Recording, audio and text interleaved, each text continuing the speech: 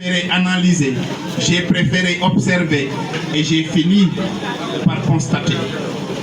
Le constat est que nous sommes sortis d'une élection dont je reste convaincu que l'essentiel de ceux qui ont voté, c'est un vote de sagesse. Non, ce n'est pas la jeunesse. Allez fouiller le fichier. La jeunesse dans son intégralité ne fait pas plus de 15%. Même tous votants n'auraient pu voter pour Diomaye avec un tel suffrage. J'ai compris que ceux qui ont voté, c'était les parents d'élèves.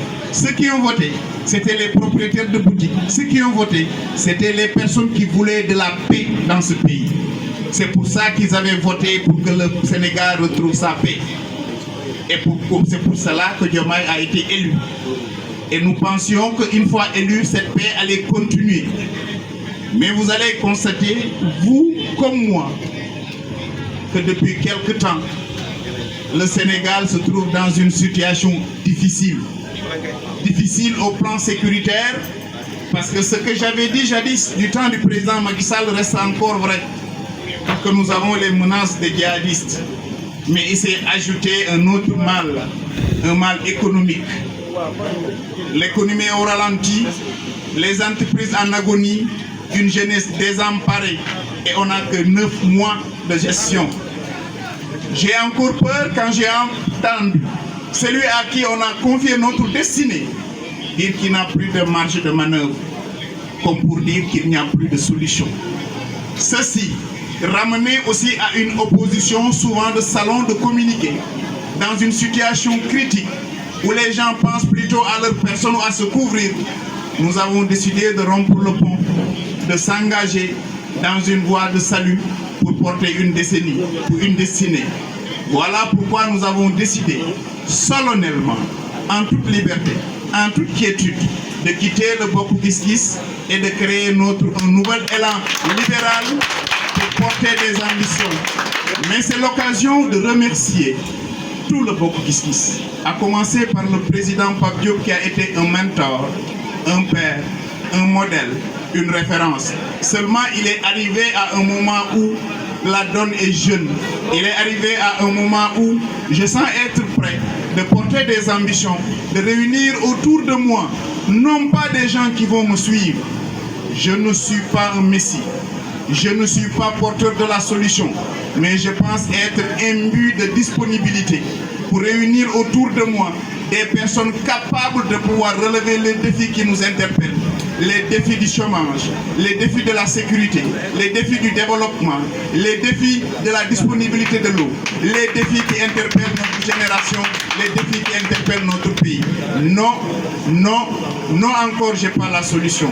Je fais partie de la solution et je pense pouvoir tendre la main à ma génération avec un dosage intelligent, avec des aînés qui vont nous accompagner, mais qui soient dans la lisière pour nous donner les idées pour que nous portions les vrais combats. Pour ceux qui attendaient que Moussa vende son âme, ils vont encore patienter. Je suis et je reste dans l'opposition. Et pour continuer le combat en toute dignité, en toute responsabilité, mais que personne ne compte sur moi pour porter le combat de X ou de Y. La seule chose qui nous intéresse, c'est le Sénégal. Le seul combat que nous portons, c'est celui du peuple. Les seuls objectifs que nous voulons, c'est le développement de notre Sénégal. Tant que les gens sont sur le sillage de la vérité, nous serons avec eux. Sans qu'ils détourneront ce sillage, ils nous auront en face. Nous sommes jeunes, nous avons le temps, nous avons la disponibilité et nous pensons disposer d'assez de courage pour porter le combat. Pour aimer le Sénégal et porter son développement, il faut avoir son temps. Il faut avoir le temps de faire du Sénégal, il faut avoir le temps d'écouter les Sénégalais, il faut avoir le temps de faire le tour du Sénégal. Ne pas être des opposants de salon ou de saison. Nous serons des opposants de conviction. Nous ne portons pas, nous ne serons pas dans des règlements de compte. Nous n'avons pas peur de nous réveiller demain et d'être convoqués.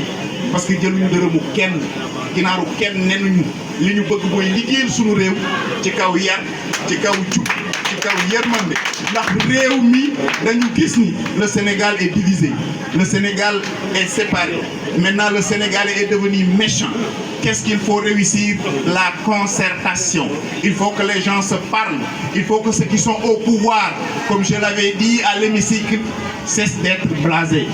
Ils ont été élus. Qu'ils acceptent que le chemin pris n'est pas le meilleur, cela ne dédouane personne. Tous ceux qui ont pris l'argent du peuple injustement doivent le payer. Mais faudrait-il pas qu'on prenne des prétextes fallacieux pour régler des règlements de compte? L'opposition d'aujourd'hui, c'est cet hivernage catastrophique. Comment faire pour apporter des vivres de soudure au monde rural? L'opposition d'aujourd'hui, c'est cette jeunesse désemparée qui est en train de prendre les pirogues pour aller à l'extérieur. L'opposition d'aujourd'hui, c'est qu'à 2 jours du mois de Ramadan, les prix flambent. L'opposition d'aujourd'hui, c'est que le Woyofol est devenu piscam. L'opposition d'aujourd'hui, c'est que nous n'avons plus d'emploi. Et pour régler ce problème, il y a ce qu'on appelle la gouvernance moderne. Et dans la gouvernance moderne, elle se fait par concertation. Il ne faut exclure personne. Si nous voulons régler le problème du Sénégal, il faut inviter ceux qui sont capables de le faire. Les Sénégalais ont fait un choix que nous respectons. Les Sénégalais ont choisi Diomaye Faye comme président de la République. Mais admettez avec moi qu'au plan économique, ça ne bouge pas. Admettez avec moi qu'au plan des investissements, ça ne vient plus. Admettez avec moi que les partenaires au développement ralentissent. C'est parce que la méthode utilisée n'est pas la meilleure dans ce monde où il faut faire avec concertation, avec négociation. Je vous rappelle qu'en Algérie, il a fallu 30 ans pour que l'argent, disent-ils, qui a été détourné soit retourné. Au Nigeria, il a fallu 40 ans pour le faire. Si nous avons des méthodes de négociation pour que le dû, s'il y a dû, soit rendu pour le peuple sénégalais, je le souhaite vivement. Au lieu de crier sur tous les toits, appeler les bailleurs de fonds et créer des slogans vides, le peuple a besoin d'être aidé. Le peuple a